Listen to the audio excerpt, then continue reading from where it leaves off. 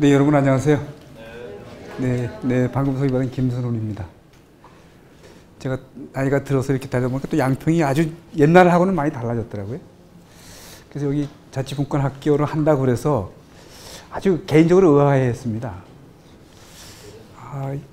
어떻게 이런 자치분권 학교를 하려고 했을까?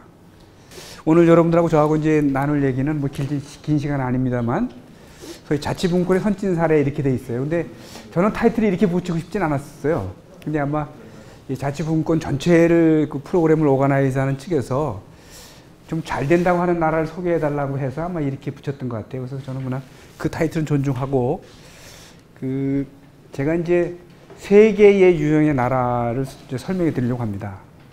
그래서 제가 이름을 붙이기를, 이거 제가 붙인 이름인데, 전통형 국가, 하나가 창조형 국가, 하나가 혁신형. 제가 요 말을 쓰면서는 조금 망설였어요. 왜 망설였냐면 일본이 여기 속해 있어서, 우리가 혁신 그러면 우리 사회에서는 굉장히 좋은 단어로 좀 통용되고 있습니다. 우리가 가야 할 방향으로 이렇게 생각하고 있어서 요 단어가 여기에 맞나 싶더라고요. 근데 하여튼 뭐 일단 제가 썼습니다. 자, 그럼 왜 세 가지 나라를 썼냐 하면, 첫째로 이제까지 우리나라가 형성되는데 영향을 많이 준 나라가 아닐까, 이런 생각이고요. 그 다음에 지금 지구상에 224개의 독립국가가 있는데, 아마 그 나라를 나름대로 이렇게 유형화한다면 선진국가들은 되게 이런 유형 중에 하나가 되지 않을까, 이렇게 생각해서 썼습니다. 자, 그 다음에 이제 제가 의아해했던 이유를 설명드리면, 국가마다 다 다양한 경험과 역사, 문화들이 있어서 우리가 경험을 많이 한 거 외국은 경험 못하는 것도 있고요. 또 우리는 경험을 못했지만 외국에서 경험을 많이 한 게 있는데, 그 중에 하나가 이 자치분권이라는 겁니다. 우리는 참 경험을 못했는데 어떤 특별한 이유 때문에 우리나라에 도입이 돼서 또 꼭 하지 않으면 안 되는 시스템이 되어 있는 것 중에 하나거든요. 그러니까 국가를 운영하시는 분 또는 지역을 운영하시는 분들이 주민들이 저거 조금만 좀 협조해 주면 뭐 더 잘 될 것 같은데 왜 이렇게 하면 협조가 안 될까? 저는 그런 주제 중에 하나가 이 자치분권이라고 하는 주제다, 이렇게 생각을 합니다. 자, 그러면 혹시 우리가 자치분권이라는 주제를 가지고 우리나라와 외국을 비교할 때, 선진 사례라고 하는 말은 우리보다 조금 더 잘한다, 우리가 조금 좀 특색이 있다, 뭐 이런 뜻이 아니겠어요? 네, 그래서 그런 나라를 유형해 보면 크게 세 가지입니다. 이거는 지방자치라는 제도가 어떻게 발전돼 왔냐는 걸 보여주는 대표적인 사례이기도 합니다. 지방자치라고 하는 시스템은 크게 세 가지 이유 때문에 만들어지는데요. 하나는 중앙권력과 지방권력의 타협물입니다. 자, 우리나라와 같이 전통적으로 중앙집권 국가에서는 지방이 힘을 갖는다는 건 대단히 어려웠습니다. 여러분들 혹시 사극을 좋아하시는 분들은 계시는지 모르는데, 고려 왕건이 고려라는 나라를 만들어 놓고 자기가 생각했던 국가를 만들기가 굉장히 어려웠었어요. 여러분들 사극 보시면 그거 많이 나오는데, 그게 왜 어렵냐? 각 지역마다 지역 토호 세력들이 있고, 토호 세력들 사병이라는 걸 데리고 있습니다. 그러니까 쉽게 얘기하면 왕이 뭘 시켜도 내 그 지역의 이익과 상충되면 말로 노하고, 중앙정부가 위협하면 너 군대에 있어, 나도 군대에 있어 하면서 무력 시위를 하죠. 그러니까 소위 왕건이라는 사람이 자기 뜻을 통치를 하기가 굉장히 어려웠단 말이에요. 근데 우리의 답은, 당시 고려의 답은 이거 지방에 힘을 주고 확 내가 다 잡아야지. 그래서 고려 광정 때 노비양건법이라는 걸 만들어서 지방에 있는 사병들을 혁파합니다. 그래서 여러분들은 역사를 어떻게 배우셨는지 모르겠는데, 나는 나의 역사 배울 때는 그게 굉장히 잘한 개혁 정책이라고 배웠어요. 왜? 나를 가르치던 그 시대는 중앙집권 체제가 정당성을 유지되어야 하는 시스템에서도 제가 배웠거든요. 왜냐하면 60년대, 70년대 제가 대학을 다녔잖아요. 그때 우리나라 중앙정부가 굉장히 강력했잖아요. 예, 지방에 지금 지방자치 선거라는 것도 없고, 지방 시장, 군수, 구청장, 도지사를 다 대통령이 임명할 때니까 중앙집권 체제가 이게 좋은 체제라 하는 거를 이렇게 좀 뭔가 이렇게 알려야 하는 시대에 배워서, 고려 광정의 농비양건법이 아주 대단히 훌륭한 혁신이라고 배웠어요. 그러니까 우리는 그렇게 이제 국가를 운영하는 시스템으로 와서 중앙집권 시대가 됐는데, 영국이라는 나라는 중앙정부 권력과 지방정부 권력이 대화하고 타협하기 시작합니다. 우리처럼 지방의 사병을 혁파해서 죽이는 게 아니라. 그래서 대표적으로 여러분들 영국의 민주주의가 언제 발전됐냐 이런 역사 기억나세요 혹시? 세계사 시간에 영국 그러면 뭐 기억하세요 여러분들? 역사 시간 여러분도 한번. 예? 산업혁명. 아 산업혁명 기억나시고요. 예, 산업혁명 중요하죠. 딱 영국 그러면 뭐 기억나세요? 사회 시간에 배운 거 영국. 권리장전이나. 그거 기억나세요? 네. 예. 이게 1688년에 권리장전을 말씀하셨습니다. 근데 그 이전에 영국 사람들이 더 자랑스럽게 생각하는 게 있습니다. 그래서 혹시 여러분들 영국 런던에 방문하신 분이 계시는지 모르겠는데 영국에 가시면 런던 가시면 영국 박물관 꼭 한번 가시잖아요. 그죠? 그럼 영국 박물관 탁 들어가는 입구에 이만한 큰 유리 상자에 문석 하나 이렇게 다 전시되어 있습니다. 우리나라 용비어천가 보관하듯이 보관하고 있어요. 그게 1215년에 마그나칼타라고 하는 문서입니다. 들어보셨죠? 예, 권리대장전이라는 문서입니다. 그 문서는 존 왕이라고 하는 영국 왕이 세금을 거둘 때 앞으로는 내가 지역 귀족들과 협의를 해서 승인을 하겠다고 하는 서약서입니다. 1215년 한번 상상되세요? 예, 우리나라 고려시대입니다. 소위 왕이라는 사람이 세금을 거둘 때 그래 지역의 토호들하고 내가 논의해서 승인을 얻어서 세금 거둘게 이런 거거든요. 그러니까 영국의 지방자치는 중앙정부의 권력과 지방정부 권력이 서로 협상하고 타협하고 이러는 과정을 거쳐서 발전해 왔습니다. 그러니까 비교적 영국의 그 역사나 문화가 비교적 잘 유지가 됐었겠죠. 그래서 제가 이름 붙이기를 전통형이라고 붙였습니다. 그러니까 지금도 영국은 비교적 지방 분권이 잘 되어 있고요. 지역이 우리가 강조 지역 균형 발전이 잘 되어 있는 나라 중에 하나입니다. 자, 우리는 여러분들 우리나라 대도시 그럼 인구가 얼마 정도 되면 대도시라고 생각하세요? 우리 양평군 인구가 지금 얼마죠? 한 10만 되나요? 12만이죠. 대한민국의 군 중에 12만이면 그냥 큰 군에 속합니다. 자, 여러분 대도시 그럼 얼마 정도 돼 대도시라고 생각하세요, 여러분들? 100만, 1000만 이렇게 얘기하시죠? 지금 잉글랜드의 여러분 영국은 4개의 지역으로 이루어진 나라입니다. 그러니까 여러분들 흔히 옛날에 학교 다니실 때 영국을 잉글랜드라고 보면 계시나요? 네. 근데 잉글랜드라는 말은 잘못된 말입니다. 영국이란 말은 UK, United Kingdom of Great Britain and Northern Ireland. 그레이트 브리튼이라는 말은 잉글랜드, 스코틀랜드, 웨일즈 3개 지역을 합한 말이고요. 그 다음에 아일랜드 북쪽에 있는 노던 아일랜드 요 4가지 지역으로 이루어진 게 영국이라는 나라인데 그 중에 하나가 잉글랜드라는 지역입니다. 그 잉글랜드 인구가 한 6천만 됩니다. 6천만. 그러니까 우리 남한하고 비슷하죠? 그 중에서 100만이 넘는 도시가 이러면 몇 개일 것 같으세요? 한번 상상해 보세요. 우리나라는 100만이 넘는 도시가 지금 한 11개 됩니다. 광역시 7개가 다 100만 다 넘었죠? 창원이 100만이 넘었습니다. 수원이 넘었죠? 고양이 넘었습니다. 광역시가 아닌데 좀 100만 넘는 도시가 많은데 영국은 잉글랜드가 6천만인데 100만 넘는 도시가 딱 한 개밖에 없습니다. 런던, 예. 750만. 버밍햄 도시가 이제 곧 100만을 눈앞에 두고 있는데 이 말은 지역이 비교적 균형 있게.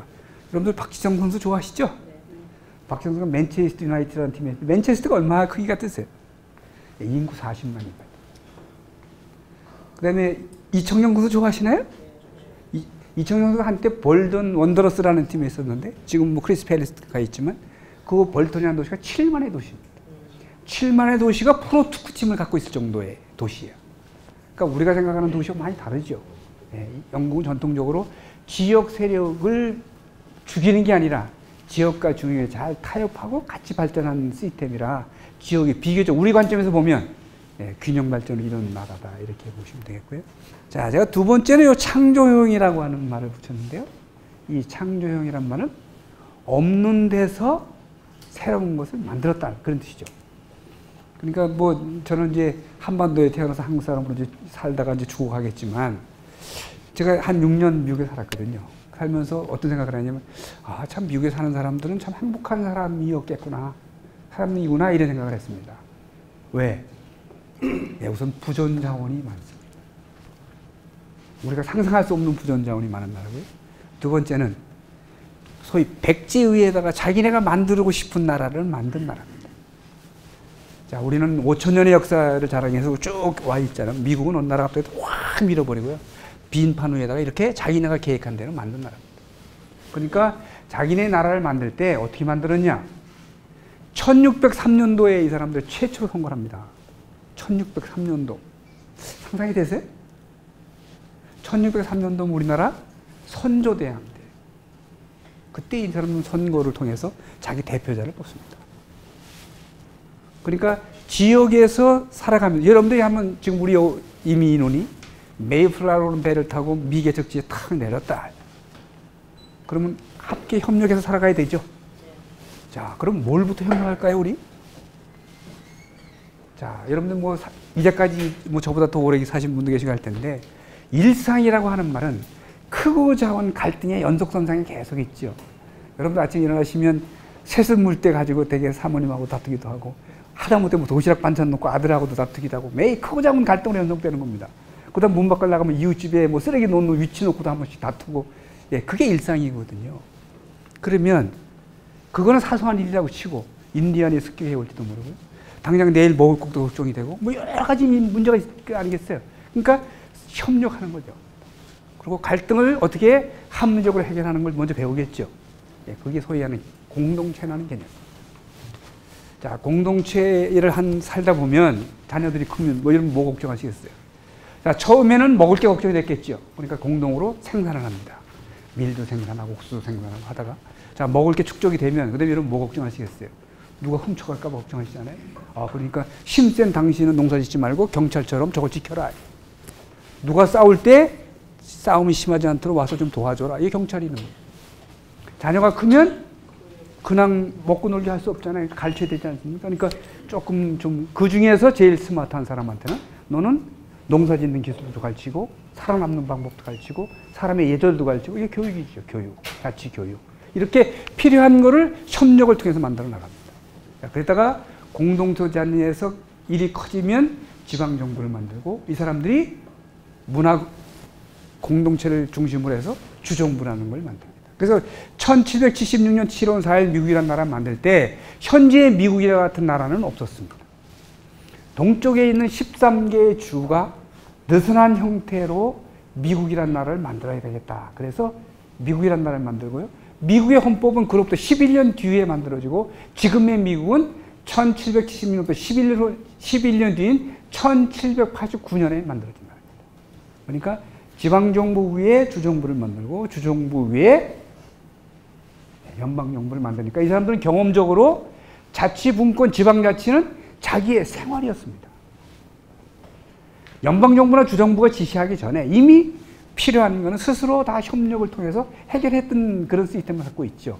그래서 제가 이름을 붙이기를 이렇게 창조형이라는 말을 붙였다. 전 세계에 이렇게 국가를 형성한 나라는 미국 딱 한 나라밖에 없습니다. 왜? 미국이야말로 없는 데서 이렇게 만든 나라잖아요. 그러니까 여러분들 미국을 어떻게 보실는지는 모르지만 미국의 사람의 입장에서 미국을 바라보면 아, 이거 좋은 나라죠. 우리가 가끔씩 미국의 그 부조리나 아니면 이게 이면을 보면 저는 곧 망할 것 같다고 생각하시잖아요. 근데도 꿋꿋하게 이렇게 가는 거 보면 요소요소의 미국의 나라를 지키는 지역 이 사회가 있습니다. 그래서 우리나라는 그레스루스 민초들의 힘이 튼튼하다. 그게 소위 얘기하는 그 사람들이 얘기하는 시티즌이라는 개념이 그걸 뒷받침하고 나중부터 기회 되면 말씀드리겠습니다. 자, 그 다음에 이제 마지막 하나가 이 혁신형이라는 나라인데요. 자, 여러분들 혹시 고등학교 다니실 때 제외국어 배우신 경험 있어요? 뭐 배우셨어요? 독일어 하셨어요? 네, 독일어. 뭐 제외국어 뭐 공부하신 적 있어요? 1호 하셨어요. 그러면 1호만 하시는 세대라면 신세대야. 그렇죠? 제가 74년도 고등학교 졸업했는데요. 우리 74년, 그러니까 70년대, 80년대 초반에 대학 다니면서 일본어 공부하면요. 친구들 이 자식이 무슨 일본어 공부하냐? 막 이랬을 때예요. 네, 일본이 형편없는 나라라 우리의 주적이었잖아요. 그러니까 우리가 주적인 나라의 언어를 배운다는 건 상상을 할 수 없었던 시스템을 대개 다 독일어나 불어를 했습니다. 자, 우리 지금 대학이 260개가 있어요. 지금 대한민국에. 여러분 그렇게 많은 줄 아셨어요? 그 중에서 도고동과라는 전공을 하는 데가요. 100여 개 대학이 있습니다. 근데 독일이라는 나라가 우리 인구 한 6천만 되고 독일도죠. 그러니까 독일이 대한민국을 바라보면 참 흥미로운 나라예요. 왜? 인구도 5천만 단 안 되는 나라에 도고동문과가 100개씩 있으니까요. 얼마나 우리가 예뻐 보이겠어요. 안 예쁘고 자기네 말을 공부하는데 얼마나 예뻐 보이겠어요. 우리는 일본, 중국이 각각 있는데 우리 일본어과가 있는 데가 많지도 않잖아요. 저도 굉장히 궁금했습니다. 저도 고등학교 3년 때 독일에 열심히, 우리 대학교 갈 때는 재외국어 시험이라는 게 있어요. 본고사라는 게 있어가지고 고등학교 3년 공부했죠. 대학 때 가서 또 독일어 2년 또 했어요. 5년을 했어요. 5년. 근데 평생 독일어는 한 번도 사용 안 했습니다. 사용할 기회가 없는 거예요. 언제 내가 독일 사람을 만나서 독일어 하겠어요. 근데 왜 그랬을까? 궁금했습니다. 근데 제가 이제 제 전공을 하면서, 아, 이래서 우리가 독일어를 그렇게 열심히 했구나 하는 걸 알게 됐습니다. 우리가 독일어를 열심히 하게 된 거는 독일 때문이 아니고요. 일본 때문에 그렇습니다. 일본 때문에. 자, 그럼 제가 왜 이 두 나라를 혁신형이라고 그랬냐? 자, 여러분들 뭐 싫지만 우리가 일본을 이기려면 일본을 좀 알아야죠. 그래서 여러분들 뭐 저보다 많이 좀 아실는지 모르겠는데, 참 일본이 나라는 흥미롭습니다. 왜 흥미로우냐? 그렇게 강한 나라가 100년 만에 강대국이 된 나라거든요. 우리한테 그렇게, 우리나라한테 피해를 주면서 먹을 게 없어서 피해 준 거예요. 왜고라고 하는 사람들은, 도적들은 먹을 게 없어서 먹을 걸 찾아온 사람들입니다. 그러니까 얼마나 가난하면 배를 타고 와서 이게 먹을 거를 가지고 가겠어요? 지금도 여러분들 제일 속상한 게 하나가요. 여러분 대마도라는 섬을 아시는지 모르겠어요. 네, 들어보셨나요? 우리나라 땅입니다. 쓰시마라는, 일본말로 쓰시마, 우리 대마도라는 땅인데 그게 부산에서 75km 떨어져 있습니다. 태종도라는 데 가서 날씨 좋으면 이렇게 대마도가 이렇게 희미하게 보입니다. 근데 그 요놈의 섬이 일본 행정구역은 어디에 속해 있는지 아세요? 나가사키 현이라는 데 속해 있는데 나가사키하고 거리가 400km입니다. 우리하고는 75km밖에 있는 섬이 일본 본토로부터는, 아니 본토가 아니죠. 큐슈 남다의 나가사키 들어보셨죠? 네. 나가사키 현인데 거기 거리는 한 400km 떨어져 있어요. 또 우리 국사 시간에 이거 기억나시죠? 세종대왕이 이종무를 보내가지고 대마도를 다 점령하고 그랬다고 그랬잖아요. 근데 이게 현재 일본 땅이 돼 있잖아요. 왜 그랬을까요? 다 점령했는데 우리가 도움이 안 돼서 그냥 너네끼리 살아가. 자, 지금 이렇게 추측해 보면 그거를 내가 소유해서 유지하는 비용이 그거를 내가 지배했던 것보다 돈이 더 많이 들었던 것 같아. 그러니까 뭘 100년, 1000년을 바라보면 이 땅이 소중했기 때문에 이게 긴 게 아니라 당장 대마도는 농사가 잘 안 되거든요. 그런데 사람은 살면 거기에 식량 지원을 계속 해줘야 돼. 그래서 대마도에 사는 사람들은 주로 일본, 한국, 부산에 와서 식량을 가져갔습니다. 걔네가 고기 잡아가지고 들고 와가지고요. 와서 문물구행할 때 되거든요. 어찌되었든 간에 이 일본이라는 나라는 아주 가난했습니다. 얼마나 가난했냐면 얘 역사 속에 가난하면 먹다 먹을 게 없다. 그럼 어떻게 하겠습니까? 먹을 게 없다. 가뭄이 들고. 그래서 19세기 초에 약간 극심한 가뭄이 드는데 하도 먹을 게 없어서 슬쩍 애기가 나면 남의 집에 이렇게 가서 바꿔 먹어. 그런 경우가 납니다. 그 정도로 가난했어요. 그런 나라가 1868년부터 반세기도 전에 1904년도에 이미 많은 세계 열강들로서 너 이제 강대국이라는 말을 봤습니다. 자꾸 궁금하다는 거예요. 대한민국, 조선이라는 나라는 그때 이게 뭐 어떻게 잘못해가지고 아주 슬픈 역사가 스타팅 됐는데 일본이라는 나라는 원하던 나라가 되는데 그 이유가 뭘까? 그래서 제가 붙인 이름이 혁신형이라는 말을 말했습니다. 그때 일본을 혁신시키는데 가장 중요한 인물이 누구냐 하면 우리가 역사에서 많이 나오는 이토이 히로부미라는 인물입니다. 자, 1868년 이전에 일본은 어떤 나라였냐? 그러면 1603년에 도쿠가와 이에야스가 이 전국을 통일해가지고 이제 에도 막부라는 게 시작되는데, 에도 막부라고 하는 말은 일본 전국토를 300개의 봉토로 쪼갭니다. 한 300개에서 플러스 마이너스 10개가 늘 되는데, 왜냐하면 봉토를 받았다가 폐지되고 막 이런 게 있는데, 이때의 300개의 시스템은 지금 말로 하면 연방제와 같은 나라입니다. 당시 동경에 있는 이 에도 막부는 각 지방을 통제하지는 않았습니다. 세금도 걷지 않았습니다. 그냥 자립하는 거야. 다만 네가 나한테 대들지만 않으면 돼. 그리고 이 사람이 대들지 못하게 시스템을 하나 도입하는데, 그게 일본말로 산낀 교다이, 우리말로 하면 찬근교대라는 겁니다. 그 봉주에 있는 그 영주 또는 장남이 6개월 동안 동경 와서 머물러야 돼. 영주가 6개월 오고 6개월 지나면 맏아들하고 바꿉니다. 그러니까 내가 동경에 있는 에드마피 쪽이면 요놈이 늘 여기 있어야 돼. 그래서 만약에 저쪽에 반란이 일으키면 내가 요놈을 죽이면 되겠죠. 그러니까 그 시스템 하나만 유지하고 있었습니다. 그러니까 아주 분권적인 국가지요. 그 다음에 각 봉건 영주 밑에는 뭐가 있냐? 여러분 잘 아시는 사무라이와 하는 무사가 있습니다. 그래서 작은 데는 10,000명, 많은 데는 한 10만 명 정도의 자기 무사들을 다 데리고 있었습니다. 그러니까 전쟁하는 것도 쉽지 않죠.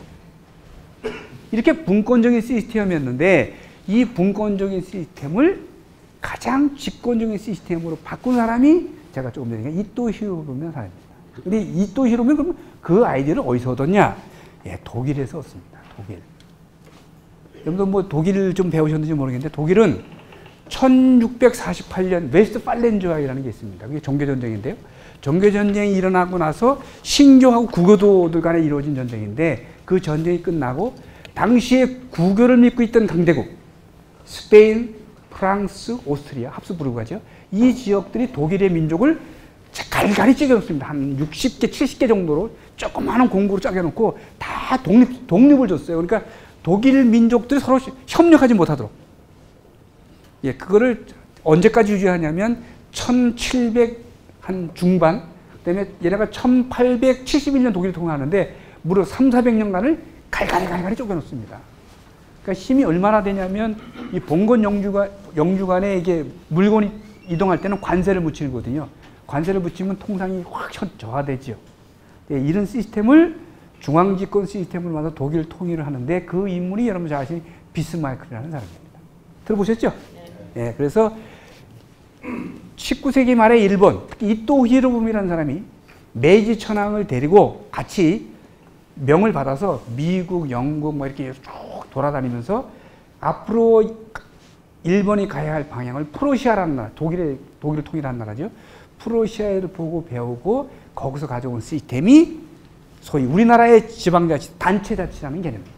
그러니까 중앙정부가 지방을 통제하는데 지방자치단체라는 이름을 줘서 지방자치단체는 중앙정부 시키는 것만 하는 거죠. 그래서 여러분들 공무원 계시면 기관이임사무라는 게 있는데 기관이임사무라는 제도를 가지고 중앙의 지방을 통제하고 그렇게 이루어지는 자치를 단체자치라고 부릅니다.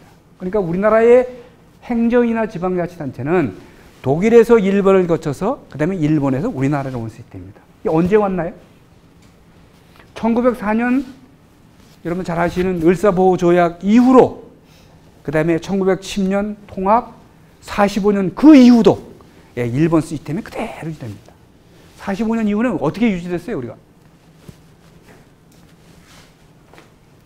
어떻게 유지된 것 같으세요? 이승만 대통령이 대통령이 되고 나니까 믿을 사람이 없잖아요. 그래서 손잡은 사람이 친일파들입니다. 특히 일본 이 시대에 군인했던 사람, 경찰했던 사람, 공무원했던 사람, 판검사했던 사람들이 그대로 유지돼서 오죠. 그러니까 일본에 있는 시스템 자체가 그대로 그냥 이식된 거예요. 지금 검경 수사권 문제 들어보셨죠? 대한민국은 검찰공화국이 검찰권한이 다 갖고 있다. 그 시스템이 왜 생겼냐? 그게 일본 지배 때문에 생긴 겁니다. 왜? 하도 일제시대 때 경찰이 우리 국민들을 못 살게 해서 경찰의 힘을 죽여라. 그래서 모든 거랑을 검찰을 준 거거든요. 그러니까 우리 역사에 다 그 뿌리가 있는 거예요. 이걸 좀 정상적으로 바로잡았다는 거죠. 그래서 그게 우리가 왜 독일어를 많이 해야 되지 않으면 안 됐던 그런 배경이에요.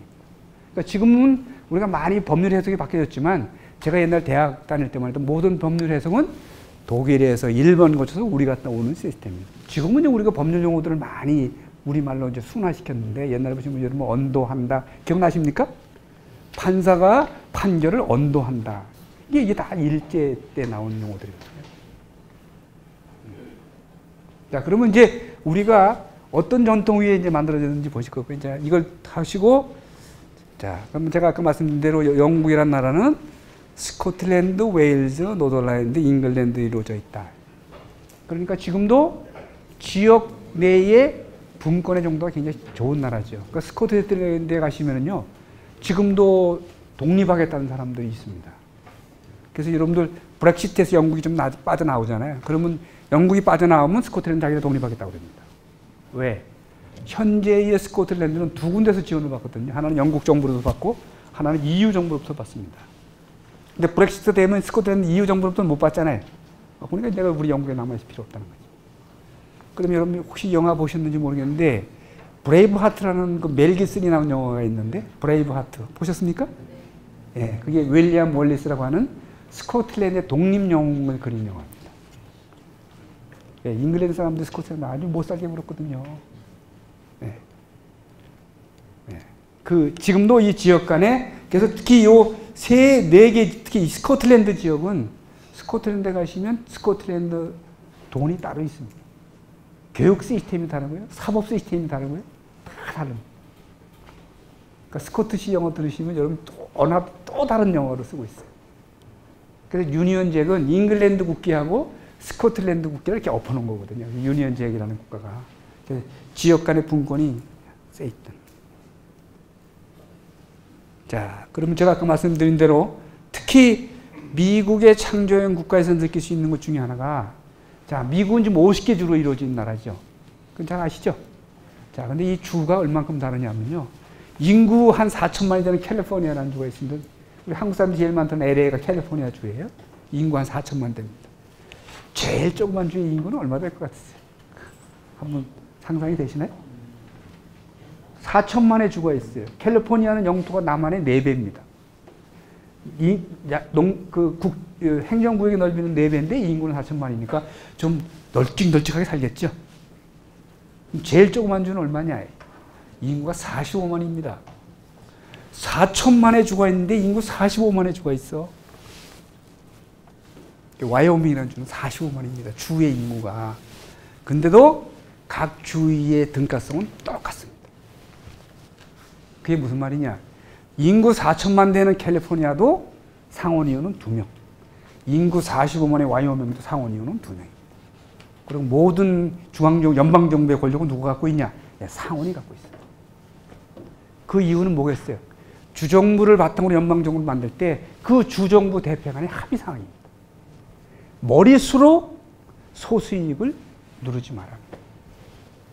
굉장히 중요합니다. 우리가 앞으로 자치분권, 자치개혁할 때 인구가 많은 서울시가 인구 10만 되는 양평구를 심으로 누르면 안 된다는 거예요. 그러니까 뭐 여러분들이 이런 교육하시는 메인 것도 앞으로 웬만하면 지금 대통령이 소통하시겠다고 그러잖아요. 그 말은 종전에는 심으로 하는 게 강하니까 이제는 좀 말도 해서 대화를 통해서 네가 뭐 어려움이 뭐냐, 또 내가 양보할 거 뭐고 당신 양보할 뭐냐, 이거 하라는 거잖아요. 이거를 이 사람들은 일찍부터 해온 겁니다. 그러니까 미국이 혹시 다른 사람들 평가할 때 다른 나라보다 민주주의 잘한다 라고 평가를 한다면 그 이유는 경험이 오래된 거죠. 그래서 저는 가끔씩 우리 학생들한테 이 다음에 결혼하면 조금은 싸워라 그럽니다. 왜? 너무 안 싸우면은요, 한 번 싸우면서 헤어져. 여러분, 뭐 결혼하신 분 뭐 다 아시죠? 어느 정도 싸우면서 상대방을 좀 알아야 되는 거예요. 이 사람이 정말 뭐를 싫어하는지, 무슨 말을 싫어하는지. 그걸 모르고 어느 날 갑자기 탁 쏘면 놀랄 거 아니에요. 그럼 헤어져야지. 근데 이렇게 싸우면은요, 요거 다음에 이런 말을 하면 안 되겠구나. 내가 이렇게 하면 안 되겠. 이건 지혜를 배우는 거잖아요. 근데 그게 머리로는 안 되잖아요. 왜? 싸우는 시츄에이션이 한 번도 동일한 적이 없잖아요. 시집 문제 갖고 싸워도 그 건이 매 다르잖아요. 그리고 맨 처음에 싸울 때 싸움의 룰이라는 게 필요하잖아요. 너무 상대방을 밀으면 이게 떨어지잖아요. 근데 이 어느 선에서 떨어질지 아무도 모르는 거 아니에요. 근데 이게 대화하다 보고 싸우다 보면 우리 집사람 왔을 때는 여기가 마지노선이구나. 내가 여기까지 나가면 안 되겠구나. 서로 아는 건데 민주주의가 똑같습니다. 민주주의는 서로 다른 의견을 주고받으면서 어떤 때는 밀고 어떤 때는 땡기는 거죠. 그래서 우리는 정말 중요한 민주주의 룰을 아주 어릴 때부터 배웠어요. 근데 그게 민주주의하고 아무도 연결시켜주지 않았어. 그 단어가 중용이라는 단어입니다. 들어보셨나요? 중용이라는 단어가 민주주의에서는 가장 소중한 원칙이에요. 이게 중간의 의미가 아니죠. 여러분하고 나하고 중령을 지키라고 하는 말은 어떤 때는 정 가운데가 중령일 수 있고요. 어떤 때는 나한테 가까운 포인트가 중령일 수도 있고 어떤 때는 이렇게 넘어서가 중령일 수 있어요. 왜? 시츄에이션에 따라. 때로는 내가 양보해야 될 때가 있고 때로는 당신이 양보해야 될 때고 때로는 양자가 다 양보해요. 많은 상황이 발생하는 거예요. 민주주의는 그런 룰입니다. 그러니까 쉽겠어요? 어렵겠어요? 네, 그러니까 어려운 겁니다. 그러니까 아무나 민주주의 못하죠. 그래서 아마 양평군도 이런 프로그램을 만드는 이유는 이게 어렵구나. 또 많은 때로는 희생이 필요하겠구나. 경험이 필요하겠구나를 보여주는 취지가 아닐까. 그러니까 여러분들 아마 지역에서 뭘 하나 프로젝트 같은 거 하나 하시려고 해도 얼마나 다양한 의견들이 나와요. 그럼 그거 조정하는 거 쉽지 않으시죠? 자, 그리고 주주권. 주주권 45망의 와이오밍의 권리가 지켜지는 룰입니다. 쉽지 않겠죠? 이게 말은 쉬울 수 있습니다. 근데 실제 이게 워킹에 딱 들어가면 굉장히 어려운 룰입니다. 자.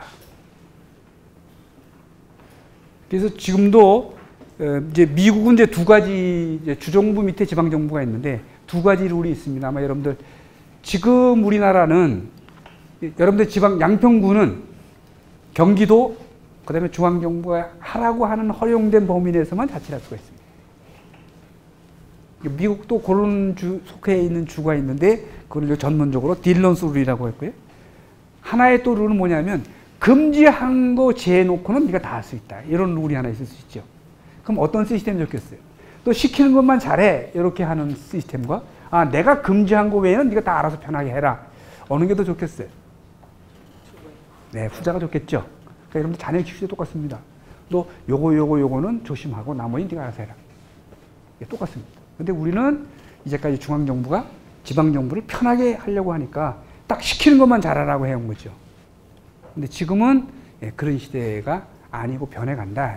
그래서 그런 환경이 아마 오늘 같은 프로그램을 만들었지 않나 이런 생각이. 자, 그 다음에 이 일본인과 독일이 그 단체자치라는 개념을 썼던 이유는 짧은 시간 안에 국가를 형성하는데 그 시스템이 좋다고 본 거고요. 특히 프로시아의 비스마르크는 뭐라고 했냐면 철혈 정책이라고 들어보셨나요? 철혈 정책이란 말은 무기와 피가 외교다 이런 뜻이거든요. 외교? 말 필요 없다는 거죠. 힘이다, 힘. 그럼 힘을 하려면 국력을 모아야 되고 국력을 모아하는 데는 아마 중앙집권 체제가 좋았다고 봤던 것 같아요. 그거를 독일이 일단 성공을 해서 독일 통일을 했고 그 다음에 그거를 바라보고 있던 일본이 그거를 축면했습니다.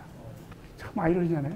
일본 놈들이 두 번 전쟁을 하면서 그걸 딱 한 번도 했었어요. 그리고서 강대국에 진입합니다. 1904년도에.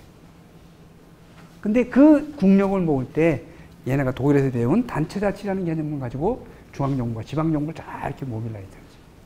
그래서 얘네가 그 집권적인 시스템을 만들 때 31살의 나이에 이토 히로부미라는 사람이 효고현, 여러분 일본 가시면 고베라는 도시 아시죠?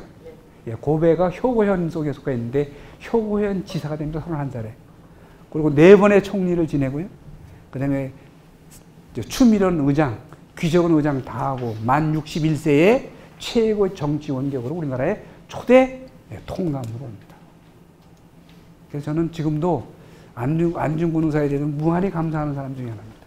왜? 안중근 의사가 1909년이죠. 이토 히로부미를 안 죽였으면 여러분하고 나하고 지금 일본어를 좀 하고 있지 않을까? 그런 생각을 저는 가끔 하죠. 왜? 여러분들이 일본 이제 혹시 가시게 되면 국회의사당 가시면 일본 의사당에 가시면 들어가는 입구에 이렇게 동상이 하나 있어요. 그게 누구냐면 이토 히로부미. 일본이 가장 지금도 존경하고 자랑스러워하는 총리입니다. 4번 했어요. 평생에 총리를 4번 했어요. 지금 한 90여 명 정도의 총리가 나와 있는데 그 중에서 이렇게 점수 매기면 1등입니다. 그러니까 안중근 의사가 굉장히 잘하신 거죠. 네. 자, 어찌됐든 간에 그 시스템을 우리가 배워서 우리가 지금도 그 시스템을 유지하고 있다. 그게 아마 우리가 자치분권이 왜 필요한지를 보여주는 거고요. 자, 그 다음에 일본은 그 의원내각제라는 걸 만들었잖아요. 그리고 의원내각제는 두 가지가 있습니다. 영국형 입법, 그러니까 소위 그 왕의 심은 없고, 그 다음에 소위 국회의원들을 중심으로 하는 나라가 있는데 일본은 당시 만들 때는 천황의 힘이 대단했습니다. 국가를 하나를 묶는 거죠. 그러면서 지방정부는 현재와 같은 분리형으로 이렇게 만들었어요. 그 이유는 뭐냐 하면 일을 시킬 때 단체에게 시키는 게 일이 쉬웠겠어요? 개인에게 쉬운 게 일이 좋았겠어요? 그러니까 중앙정부 일을 시킬 때 다수로 이루어지는 합의기관에다 일을 시키는 게 쉬웠겠냐? 아니면 개인에게 시키는 게 좋았겠어요? 네, 개인에게 시키는 게 훨씬 편하죠. 책임소리도 좀 쉽고. 단체에게 일을 맡기면 단체는 그 일을 받아서 또 논의를 해야 됩니다. 어떻게 할 건지. 시간이 필요하잖아요. 근데 단체 일이 잘 안 됐어. 그럼 책임 묻기도 어렵습니다. 왜? 합의제 기관이니까. 근데 개인에게 책임을 묻기는 쉽잖아요. 시키기도 쉽고. 그래서 지방정부는 일본도 우리와 같이 시장과 시의회를 따로 뽑습니다. 왜? 영국 시스템은 기관통합형이라고 그래가지고요. 의원들을 뽑아놓고 의원들 중에서 대표 시장 뽑는 시스템은 영국은. 뭐 지금은 조금 변했습니다만. 근데 일본은 처음부터 시장과 시의회를 분리해서 뽑았습니다. 네, 그거는 일을 시키기 쉬워요. 시장이나 군수. 그렇죠? 네. 자, 그 다음에 이제 이 단체자치국가가 되면 여기 뭐 공무원들 두 분 계신데 단체자치국가가 되면 주로 국가 운영의 실제 실무는 누가 지냐면 공무원들이 짓습니다. 근데 아이러니하게도요. 여러분들 이제 이 다음에 우리나라도 그렇게 될 텐데 소위 판검사가 힘을 쓰고 경찰이 힘을 쓰고 공무원이 힘을 쓰는 나라는 선진국 자격이 조금 부족한 나라입니다. 왜? 공무원을 여러분들 영어로 뭐라고 하시는지 아세요? 공무원을 우리나라 단어도 마찬가지죠. 공무원, 시빌 서번트에 국민의 종복이라는 거거든. 근데 우리 국민들의 종복이 여러분들 자녀가 다 종이 되기를 원하세요? 시빌 서번트거든요. 국민의 봉사하는 서번트야. 근데 대한민국 사람은 다 자녀들 다 종으로 만들려고 그래. 이게 얼마나 아이러니예요. 아이러니죠? 예, 우리 그 말은 아직도 우리 시민권 이런 게 아직 선진 레벨은 좀 안 왔지 않았겠느냐. 그래서 앞으로 여러분들 한 20년, 30년 지나면 공무원 하겠다는 사람이 외국처럼 떨어질란지도 모르지. 공직이 크면 여러분들 세금을 많이 내야 돼요. 공무원도 봉급 줘야 되니까. 그러니까 웬만한 일은 공무원 안 맡기고 스스로 하는 걸 원하죠. 그러니까 일단 공공기관에서 하는 업무의 양이 다릅니다. 그래서 아마 오늘 이렇게 시민배하고 자치분권 하는 이유 중에 하나도 이제는 공공기관에 너무 의지하는 걸 끊어라. 그래서 저는 학생들한테 이렇게 교육합니다. 자, 그럴 일은 없지만 이 다음에 나이 들어서 국가에 당신의 인생을 맡기는 한 당신 인생은 없다. 나는 이렇게 가르칩니다. 그러니까 이 말은 네 주변에 있는 크고 작은 대소사는 네가 일단 책임져라. 여러분 반대하세요? 국가에 의존하고 싶으세요? 아니시죠? 예, 국가에 의존하는 미치려면 국가가 할 만한 영역이 되는 두 가지예요. 여러분 세금을 많이 내셔서 국가가 튼튼하거나 그러시려면 여러분도 영국처럼 한 50% 세금 내셔야 돼요. 스웨덴처럼 50% 세금을 내시든가 아니면 본인이 본인을 준비하는. 동네도 마찬가지죠. 여러분들이 집 앞에 옛날에는 집안에 눈이 오면 다 내가 쓸었습니다. 지금은 눈 안 치워요. 아파트도 안 치워. 왜? 눈 치우는 사람을 관리 치우는 거지 이렇게 딱 베이스 사람들이. 그러면요 돈 2배 들어요. 내가 치우면 무료 되잖아. 그럼 관리원은 공짜로 치워주나요? 돈 내야 치워주거든. 공무원 시키면 돈 더 내셔야 돼. 공무원이 치우려고 그러면. 자, 그러면 이제 분권 논의가 선진국도서도 많이 이루어지는데요. 분권 문제에 불을 붙인 거는 소위 사회복지국가라고 하는 것 때문에 붙입니다. 자, 1945년 이후로 제2차 세계대전이 끝난 뒤 많은 국가가 복지국가를 만들겠다. 영국은 전쟁 중에 그 아이디어를 짰죠. 여러분 아까 제가 프로시아를 말씀드렸지만 프로시아가 굉장히 강력한 중앙주권의 명분으로 삼았던 게 복지국가라는 겁니다. 그래서 프로시아가 독일이 복지에선 선진국이죠. 네, 비스마르크가 복지에 대해서만큼은 확실히 하겠다는 거예요. 중앙집권 시대를 바탕으로. 근데 이 복지라고 하는 게요. 참 좋은 말이잖아요. 근데 국가는 기업체하고 달라서 돈을 만드는 기관이 아니죠. 국가가 돈을 많이 써서 복지 시스템을 잘 만들려면 그 돈은 어디서 갖고 와야 되나요? 네, 여러분이 우리의 세금입니다. 똑같은 세금을 냈는데 그걸 효율적으로 쓰느냐 아니냐는 두 번째 이슈야. 처음에 일단 여러분 세금을 내야 돼. 안 내고는 안 되는 거죠. 안 내고 하려면 국가가 빚을 지라는 것밖에 없습니다. 그럼 빚은 누가 갚나요? 자, 그 다음 세대가 갚습니다. 그러니까 이 복지의 문제는 나의 책임이냐 다음 세대의 책임이냐 이거의 문제일 뿐이에요. 안 내고 뭐 한다? 이거는 있는 예산을 어떻게 하면 절약하고 낭비를 없애서 좀 낮게 할 수는 있지만 전체의 폭을 높이는 데는 한계가 있을 수밖에 없습니다. 자, 그러니까 지금까지의 복지국가를 만드는 데는 두 추력이 있어요. 하나는 국가나 공공기관이 웬만하면 다 책임지자. 이게 소위 서구식 복지. 그래서 영국에 가시면 정말 놀라울 정도로 잘 되어 있습니다. 병원에 가시면 다 공짜예요. 여러분이 TV 씌우는 개가 병이 들면 100파운드, 200파운드 막 돈이 맞는데 내가 아프면 가면 이거 공짜야. 괜찮죠? 자녀냐면 자녀 수당, 우유 뭐 다 나옵니다. 괜찮죠? 그 대신 이 물병을 하나 사면 세금 얼마 낼 것 같으세요? 이거 1,000원짜리인데. 분명히 1,000원이라고 딱 깨고 나와서 돈을 내려니까 그 돈 받는 사람이 얼마를 찍을 것 같으세요? 1222.5파운드. 1,000원짜리인데. 22.5%가 부가가치세입니다. 20% 넘는 돈이 세금으로 내야 돼. 내가 100만 원 소득을 받았는데 세금 얼마 뛸 것 같으세요?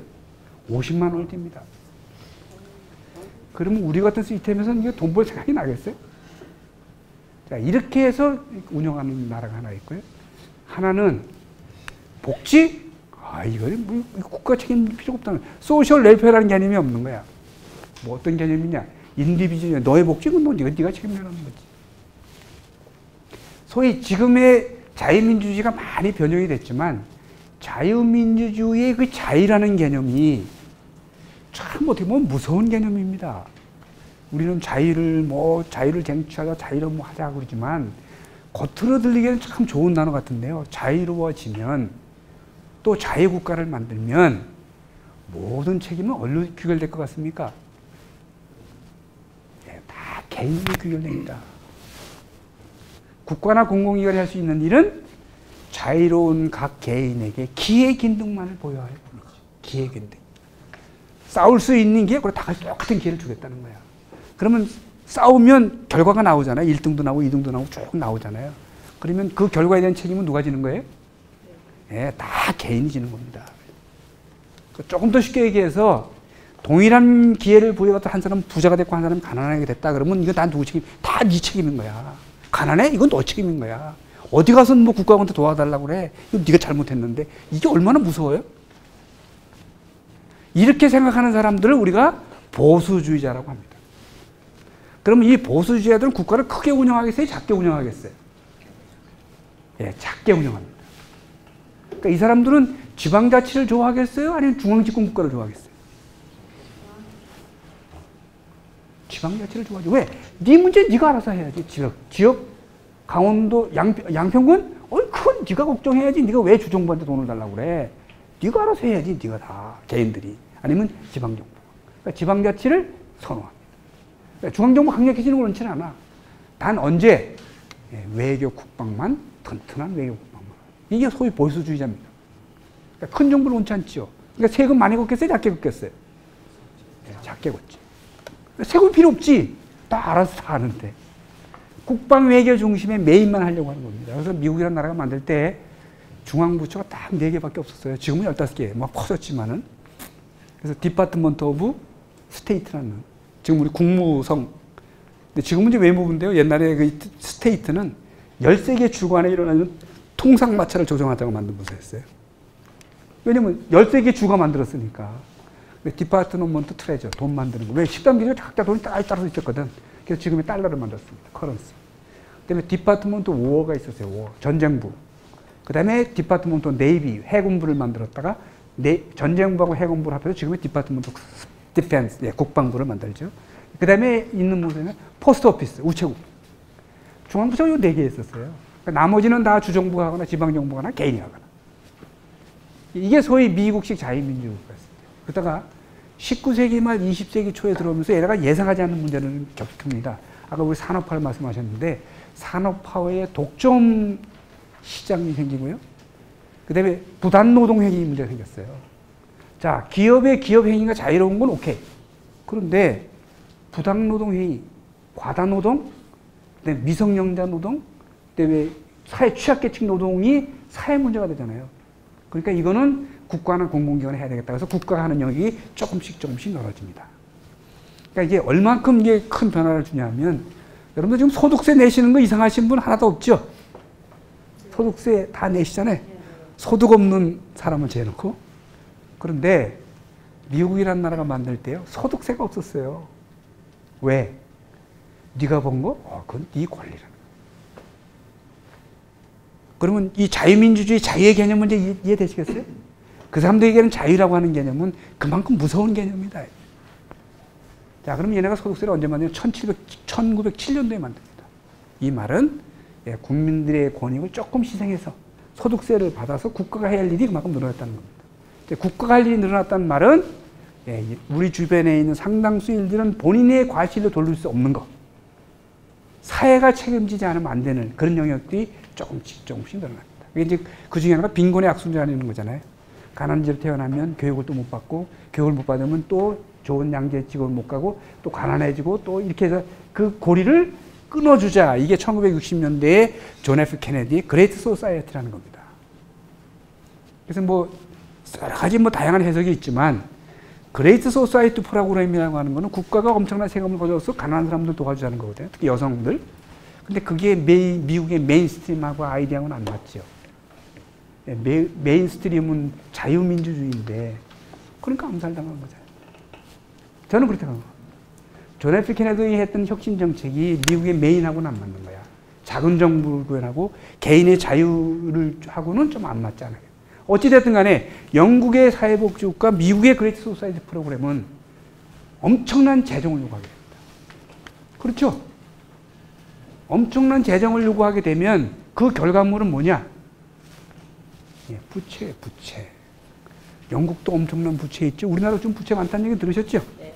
일본도 지금 GNP의 200%가 부채입니다. 1200조 엔 정도의 부채를 지금 안고 있거든요, 일본도. 그 부자라는 나라도. 자, 이게 소위 지방분권을 다시 한번 점화하는 계기가 됩니다. 왜? 복지 개념은 중앙정부가 드라이브하는 거거든요, 다. 지방정부는 드라이브하기 굉장히 어렵습니다. 왜? 일단 돈이 없고요. 두 번째는 소위 헌터적. 소위 어느 지역이 복지가 좋다. 지금 양평군하고 지금 저 홍천군하고 붙어 있는데, 가령 예를 들면 자녀 하나 나면 양평군에서 1억을 준다. 홍천군 하나도 없다. 그럼 홍천군에서 누가 애를 낳겠어요? 다 양평군 이사 오지. 예를 들면. 그렇잖아요. 꼭 애 문제뿐만 아니죠. 애를 키우는데 들어가는 여러 가지 복지라든지 뭐 등등이 양평군하고 홍천군하고 한 3배, 4배 차이 난다. 예를 들면. 그럼 홍천군에서 누가 애를 낳으려고 했어요? 대한민국의 거주 이전의 자유도 있는데. 그럼 옮기면 될 거 아니에요? 그런 이유 때문에 지방정부는 복지정책을 하기가 굉장히 어렵습니다. 재원도 없고, 이동하는 인구가 많기 때문에. 그건 되게 국가가 하죠, 국가가. 그러니까 국가가 돈을 걷어서 지방정부에 주는 그런 시스템이 국가의 부채를 낳게 되고, 그 이유가 소위 지방분권이라고 하는 게 썩게 됐다.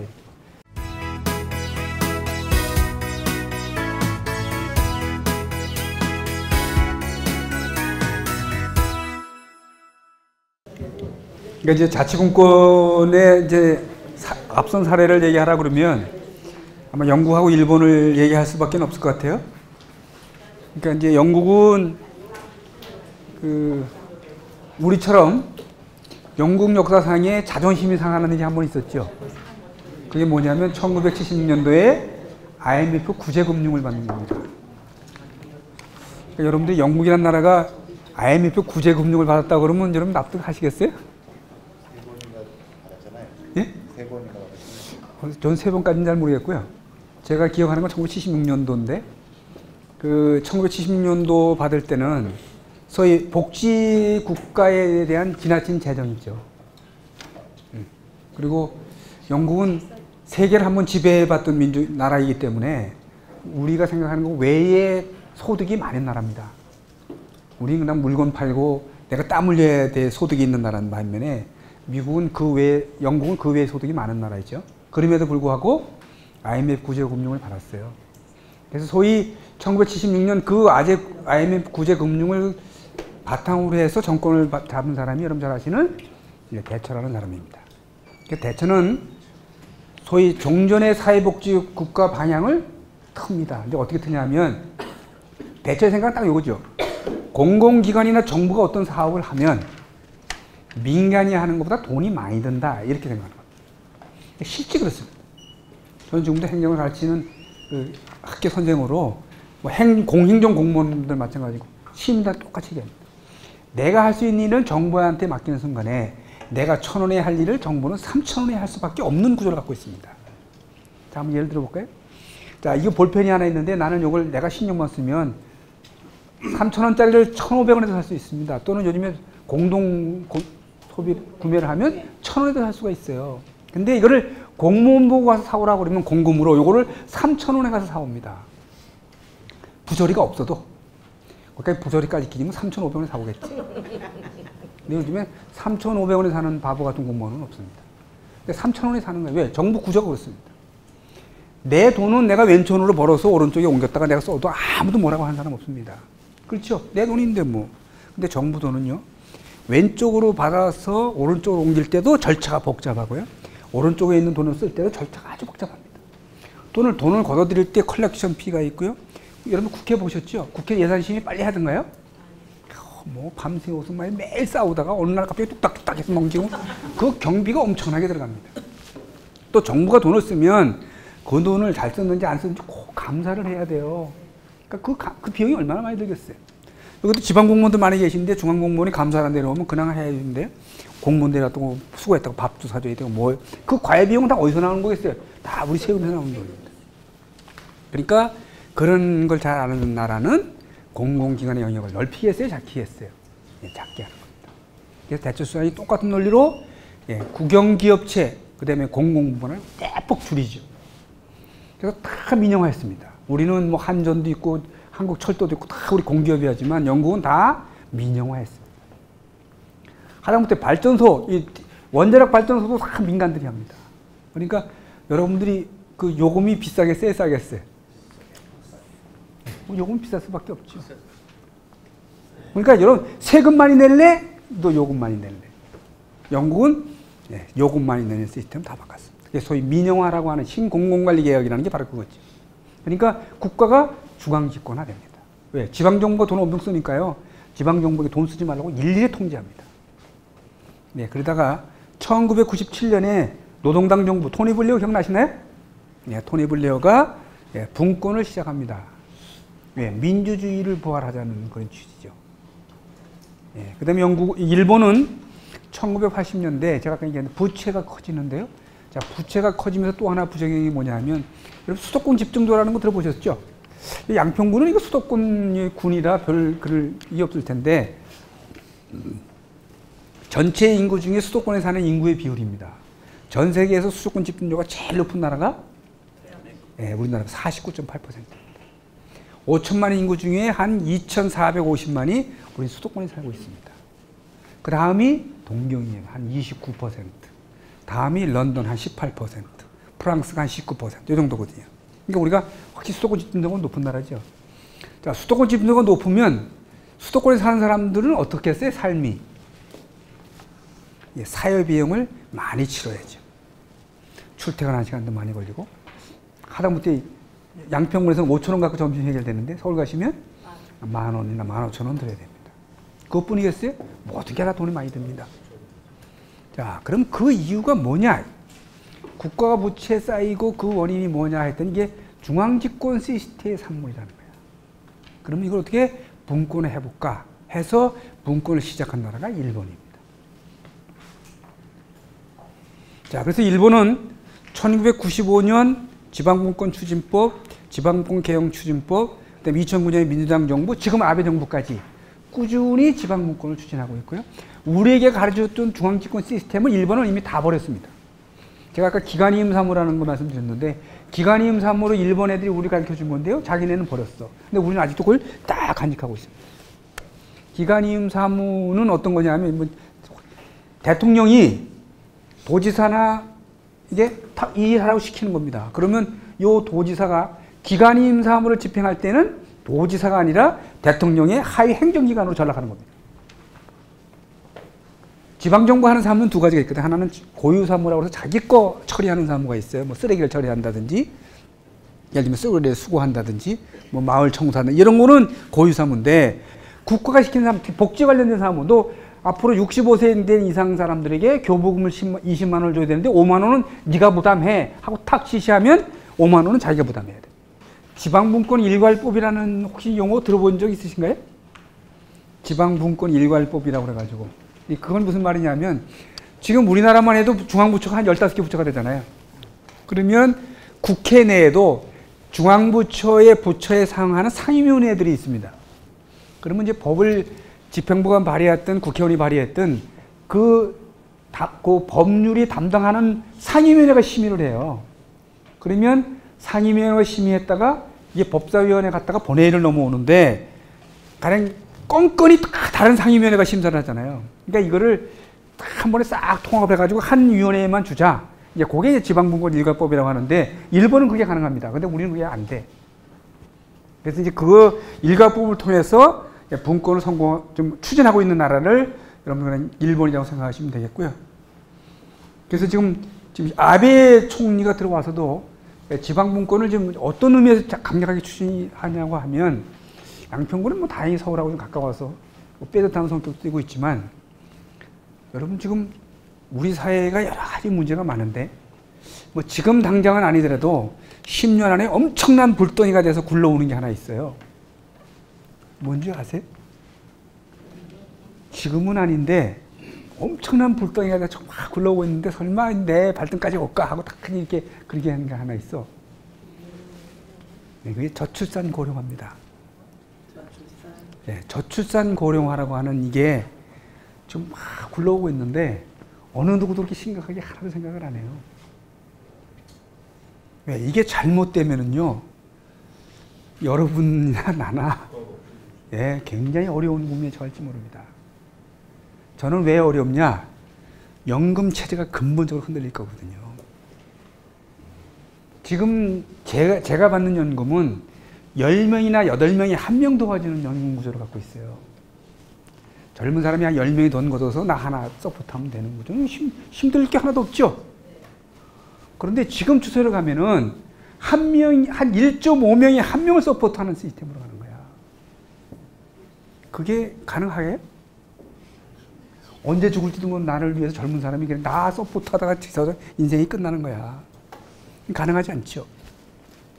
또 이제까지 연금 구조는 두 가지 방식이 있어요. 하나는 내가 넣는 불입금에 관계없이 지금 만든 10명한테 거둬 주는 식이죠. 지금 우리나라 연금이 그러고. 여러분 민간 기업에 보험 넣으셔본 연금 저축인이 연금 보험 넣으셔본 적 있으신가요? 그거는 어떻게 주나요? 여러분이 준 프리미엄식입니다. 내가 넣은 돈만큼을 해서 이자 플러스 주는 거야.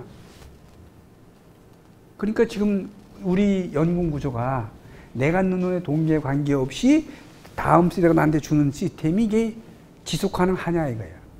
그건 불가능하겠죠. 자, 근데 어찌됐든 이유인가 간에 지금 우리 평균 수명은 엄청나게 지금 늘어나고 있어요. 오늘 좀 무슨 제가 60이 넘었는데 옛날에 60세 할아버지가 이렇게 생겼어요. 그렇죠? 한갑이 지금 한갑이 없잖아요. 그러니까 수명은 늘었습니다. 그런데 상대적으로 애들이 태어나지 않으니까 고령화 속도가 어마어마하게 빨리 진행되는 거예요. 우리가 일본의 거의 한 1.5배 정도 수도로 고령화가 빨리 되고 있어요.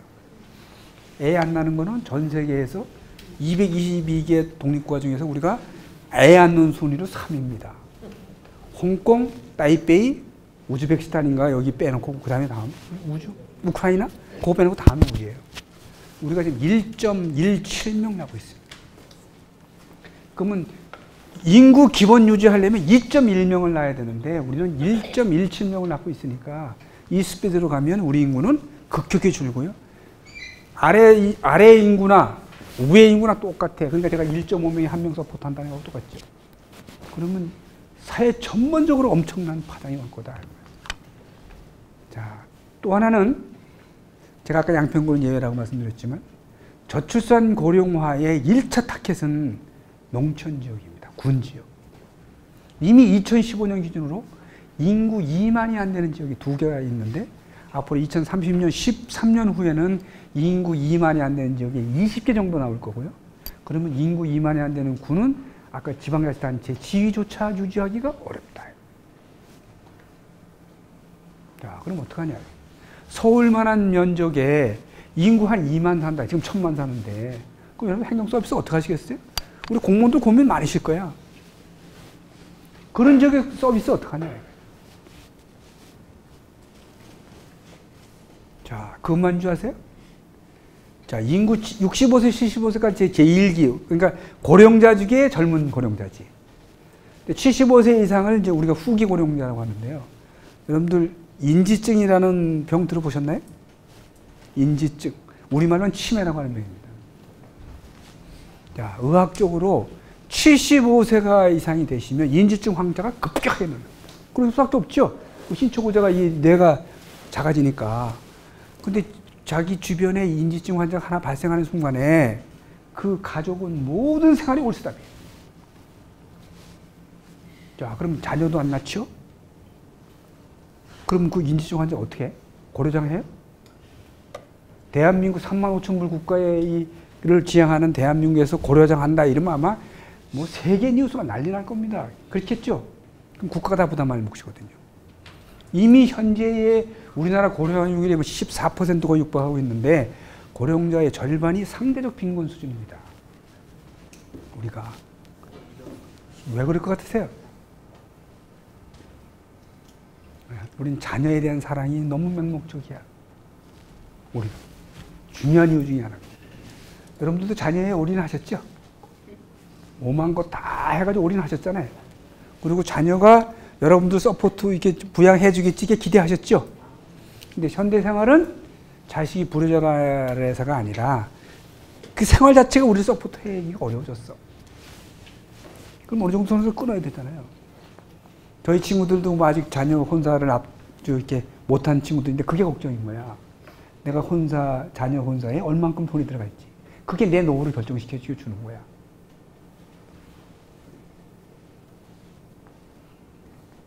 이해되시겠어요? 자, 이게 지금 우리가 이 순간에 자치분권이 현실적으로 굉장히 중요한 이유가 된다. 어떤 의미에서 그러냐? 저는 소위 여러분과 같은 분들이 지역에 있는 분들이 지역 사회에서 이제는 케어를 해줘야 돼요. 그래서 지금 보건복지부 정책 가만히 보세요. 종전에는 정부 중심의 단위로 이렇게 복지를 하려다가 지금은 이렇게 지역으로 내려가죠. 그래서 동사무소 행정복지센터 만들고 읍면사무소로 딱 내려가죠. 복지 전달 시스템을. 그 이유는 지역에서 케어하는 겁니다. 이제. 그러니까 지금은 여러분들 거주 이동하시기가 어려우면 장기 요양시설이라는 거에 가잖아요. 그래서 여러분 장기 요양보험이라는 것도 있을 겁니다. 그렇죠? 근데 지금 대한민국 현재 장기 요양시설이 19만 베드가 있어요.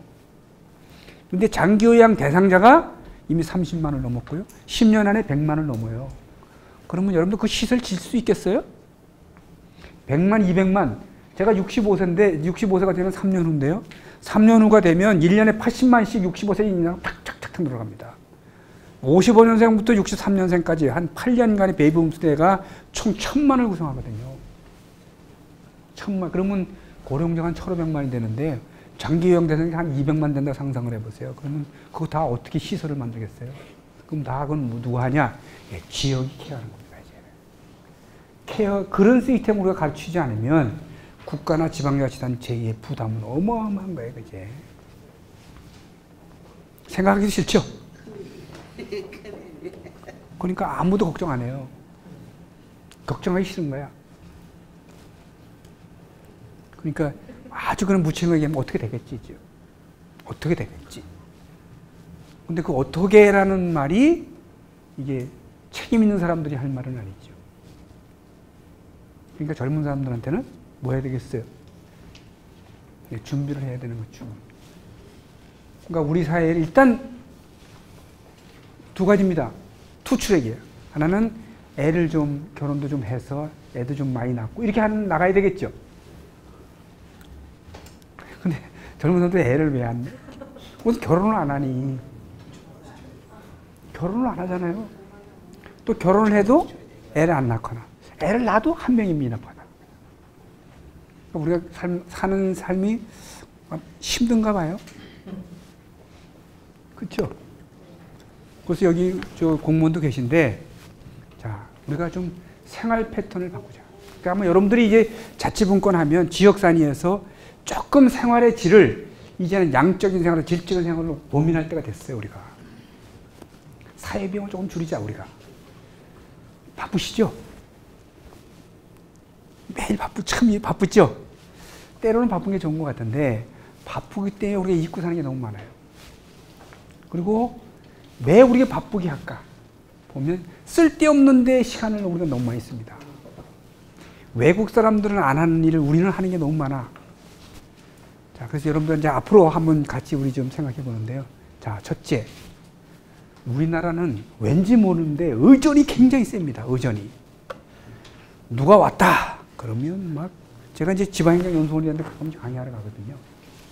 근데 어느 날 이렇게 갔는데요. 한 10대 명의 공무원이 나와서 기다리고 있어요. 분명히 나를 기다리는 건 아닐 거고. 고위직 공무원이 왔나 봐요. 공무원 다 기다리고요. 어떤 한 사람은 가서 엘리베이터를 잡고 있고. 그러면 그 사람 공무원 규칙 어디에도 그런 규정이 있나요? 우선 어떻게 하라고? 없죠. 없죠. 없습니다. 분명히 없습니다. 그러니까 그게 우리 좀 모든 생활에 배 있어. 그러면 그 담당 공무원은 나와서 이렇게 모시고 또 자기가 보는 또 할 거거든요. 그러니까 안 해도 될 일 이거 좀 없애자. 이게는. 그거 가능하겠죠. 자, 그 다음에 우리가 사회생활에서 없애야 될 게 있어요. 뭐냐? 뭐 여러분이 뭐 저도 가끔 그런데 주차하실 때 내 주차가 다 다른 차에 내가 영향을 주나 안 주나. 하나 주차 잘못하면 그 차 하나 때문에 엄청난 차들이 사회비용을 비동합니다. 길 백날 넓혀놓으면 뭐예요? 반은 다 불법 주차하고 앉았는데?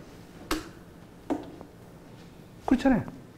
내가 10분이면 갔다 올 거리에 30분 걸려 갔다 오면 내가 20분은 또 다른 일을 또 해야 되잖아. 그 일 때문에. 이게 좀 사회 곳곳에 너무 많습니다. 이런 일들이. 그래서 양평구는 그런 지혜를 찾아가자. 작은 단위에서. 어떻게 하면 우리가 사회비용을 줄 수 있나. 그러면 훨씬 더 저희들은 윤택한 생활이 됐을 것 같아요. 젊은 사람들 애 안 낳는 거 전 충분히 이해가 됩니다. 뭐 여유가 있어야지. 저 제자들이 공무원들이 많잖아요. 행정대학 보니까. 애 안에 있는 지금 학생 뭐, 둘째 언제나? 제가 밤 10시에 들어가는데 둘째 어떻게 나옵니까? 맨날 밤 10시에 들어가는데. 웬 공무원이 밤 10시에 매일 들어가냐. 진급 앞두기는 공무원은 더 그렇습니다. 그렇죠? 진급 앞둔 공무원은 더 늦게 들어간다는 거예요. 그러면 공무원들이 그렇게 할 일이 많겠냐 이거예요. 물론 뭐 일이 있으니까 하겠지만은 그러니까 꼭 해야 할 일, 그 다음에 안 해도 될 일 있으면 과연 줄여주자. 그리고 우리 뭐 제도에 있는 거 있잖아요. 유연 근무한다, 뭐 탄력 근무한다. 내가 또 그게 필요할 것 같아요. 그래서 이제 앞으로 이제 젊은 사람들은 어머니, 아버지 모시기 때문에 탄력 근무가 필요할지 모르고 또 자녀를 키워야 되기 때문에 탄력 근무가 될지 모릅니다. 자, 그 다음에 또 하나는 저는 양평군 같은 데 딱 그랬을 것 같은데 대도시 근처에 있는 군들은 초등학교만 잘 만들어 놓으면 인구 주는 거는 걱정할 필요가 없어요. 네, 우리나라처럼 교육열이 센 나라에도 초등학교는 초등학교다운 데 보내고 싶어 한다고 그래요. 내가 인터뷰를 딱 해보면. 그럼 언제 교육되면 이사하시 중학생이 되면 고려해야죠. 이래. 초등학교 때는 그렇게 전쟁터에 넣고 싶지 않으신 거야. 근데 초등학교? 그러면 서울 살래, 너 양평 살래? 그리고 길 많이 안 막힌다. 그럼 어디 사시겠어요, 여러분? 양평 사시겠죠. 왜? 이 전원도 좋고 자연환경 얼마나 좋아요. 애 정서교육은 또 얼마나 좋겠어. 여러분들 혹시 토요일에 일요일 날 혹시 비행기를 한번 타시면 비행기에서 한번 우리나라 이렇게 국토를 한번 이렇게 보세요. 토요일 일요일인데요. 전국도 고속도로가 새빨개. 뭐로? 자동차 불빛로. 제가 유심히 봅니다. 해외에 나가서 토요일 일요일 보면 다른 나라는 도로가 깜깜해요. 우리만 새카만 거야. 빨간 거야. 그야말로 핏줄기 같습니다. 궁금했어요. 왜 그럴까? 우리는 토요일, 일도 그렇게 일을 하나? 일하는 사람도 많지요. 근데 그 외에는 밖에 나가야 돼. 왜? 월화수목 매일 요 조그만 아파트 내에서 쓰고 있었는데 주말까지 있으면 그 사모님이 가만 놔두겠어요? 일반 주택에 사시는 분하고 아파트에 일반 주택에 사시게 되면 할 일이 많죠. 주말에도 뭐 집도 고쳐야 되고 반디도 깎아야 되고 꽃도 심어야 되고. 아파트에 살 일이 뭐 있어요? 아니, 화단도 다 관리인들 다 시켰는데. 그러니까 나가야 되는 거예요. 그러니까 전국도 스카프하게 있는 거야. 여기 무슨 도로군마에 관련된 사람이 없지만 그렇게 우리나라 도로 시스템이 잘 돼 있는데 뭐 토요일, 월요일 할 것도 전국토가 밀리는 거잖아요 지금. 그래서 사회비가 얼마나 많이 들어요 우리가 지금. 그렇죠? 내가 지금 양평인데 집에 갈 일이 캄캄해요. 서울 가서 얼마나 맥힐까? 거리상으로 1시간이면 갈 수 있는 거리인데 1시간에 갈 수 있을까 걱정해요. 똑같아. 그럼 그만큼 사회 비용 많이 드는 거죠. 이런 걸 줄여가는 지혜가 필요하다. 그래서 그 중에 하나가 저는 초등학교 프로젝트입니다. 근데 이거 어떻게 하면 되냐? 저는 교육장, 교육감 고민 갖고는 안 되잖아요. 지역발전이라는 게. 시도지사가 핸들링하는 문제야. 근데 우리는 교육하고 일반 행정이 분리되어 있습니다. 여러분 아무도 이상하게 생긴 본 적 없으시죠? 그게 당연하게 배우셨죠? 교육하고 일반 행정은 분리된 거다. 근데 내가 예를 들면서 미국 사람이 자치를 할 때 제일 걱정했던 게 먹은 거고 두 번째가 경찰이고 세 번째가 교육이라고 그랬습니다. 예. 이거 다 지방정부 다 하는 거야. 근데 우리는 자치경찰도 없죠? 자치교육도 없습니다. 그렇죠? 경찰은 뭐 다른 이유 때문에 그렇다고 치더라도 교육은 왜 없냐? 왜 없을 것 같으세요? 우리 그래서 교육자들하고 이제 토론하면 미국도 없지 않냐 이럽니다. 미국이 따로 돼 있어요, 미국이. 그러니까 미국한테 영향을 받는 우리가 미국처럼 따로 했을 수도 있고요. 근데 우리가 미국을 정확하게 몰랐기 때문에 하는 얘기죠. 왜 몰랐냐? 미국은 우리처럼 걸어서 학교 갈 수 있는 지역은 대도시 외에는 없어요. 워낙 땅이 크니까요. 집이 여기 하나 있고 하나 1km밖에 있고 또 한 사람 집 하나 1km밖에 있는데 이거 어떻게 걸어가요? 그러니까 뭘 타고 가요? 스쿨버스가 돌지요. 그러니까 스쿨버스가 도는 존이 스쿨 디스트릭트 교육구라는 구역이에요. 그러니까 이 교육 행정구역은 일반 행정구역하고 전혀 다릅니다. 제가 아까 캘리포니아 말씀드렸는데 캘리포니아라는 지역 북단에 가면 일부는 캘리포니아, 일부는 오리건 주에 이렇게 묶어서 교육구가 돼 있어. 특별구역인데. 근데 우리도 미국처럼 분리되어 있습니다. 행정구역은 똑같죠. 경기도 교육위원회나 경기도나 행정구역은 똑같습니다. 자, 그럼 이걸 왜 분리했냐? 이거 분리한 분이 박정희 대통령인데 저는 추측에 중앙정부가 통일된 교육을 강조하고 싶었던 것 같아요. 왜? 교육감 임명해놓고 교육감한테 너 이거 교육해 하면 되잖아요. 그럼 뭘 교육하고 싶었을까요? 박정희 대통령이 지방정부로 하여금 내가 지시하는 교육을 잘해주길 바랬을 것 같아요. 뭐를 그랬을 것 같아요? 예, 방공교육입니다. 방공교육. 방공교육. 그래서 저 학교 다닐 때는요, 매 학기 방공 포스터, 방공 표호 짓기, 방공 글 짓기 매 했어요. 그래서 그 포스터 전시회 가면요, 간첩들은 다 뿔이 나 있어, 다. 왜 없으세요? 네. 기억나세요? 네. 네. 똑같아. 연세가 많으신가 보다. 이 기억나시죠? 방금 뿔난 간첩들. 박정희 대통령이 왜 이렇게 방공을 강조했어요? 왜 이렇게 방공을 강조했을 것 같으세요? 정권 유지를요. 컴플렉스죠. 왜? 박정희 대통령이 정권 딱 잡으니까요. 박정희 대통령이 걱정한 게 미국이 자기를 공산주의를 하나 볼까 봐. 그러니까 자기가 아님을 보여줘야 될 거 아니에요. 방공교육 강조한 거야. 그러니까 국가가 그걸 철저하게 하려니까 반공이 국시인 겁니다. 대한민국은. 반공이 국시인 나라는 전 세계 대한민국밖에 없었어요. 그래서 그걸 가지고 미국의 신임을 얻은 거죠. 네. 그래서 우리가 그때부터 써드린 겁니다. 그러니까 우리나라만 교육공무원이 국가공무원입니다. 선진국 중에서는. 다른 나라 가면 다 교육공무원은 지방공무원이죠. 네, 지방정부에서 채용하니까. 그러니까 제가 이 얘기를 왜 길게 드리냐면 초등학교 프로젝트를 살리려면 교육장 혼자서는 불가능합니다. 교장 혼자서는 안 돼. 왜? 학교 주변에 생긴 모든 인프라는 누가 해요? 군수가 하잖아요, 군수가. 그러니까 군수가 학교하고 다 해서, 물론 교육 프로그램을 하는 거는 교육 전문가가 하더라도 종합적으로 이루어져야지 초등학교 프로젝트가 살 것이다. 근데 그게 사실 맞는 거거든요. 자, 그 다음에 가끔 여러분들 이제 자치교육 나오면 교육은 정치적 중립이기 때문에 이건 교육자 해야 된다. 이런 얘기 혹시 들으셨을 거예요. 들어보셨나요? 자, 그러면 교육은 과연 정치적 중립이냐? 제가 조금 전에 자유민주주의 보수 개념을 설명했는데요. 자, 우리가 일반적으로 이게 사립학교들이 있다든지 교육의 뿌리가 있는 동네 가면 학교마다 다 특성이 있습니다. 여기는 보수학교, 여기는 진보학교, 여기는 미션스쿨, 뭐 이렇게 그런 얘기 들어보셨죠? 그 말은 그 학교는 그런 이념을 강조하는 학교라는 뜻입니다. 내가 아주 부잣집이고 자유민주로 신봉하는데 내 아들이 진보학교에 보내고 싶겠어요? 여러분 부모시면 어떠시겠어요? 그렇겠죠? 그럼 보수학교에 보내는 거야.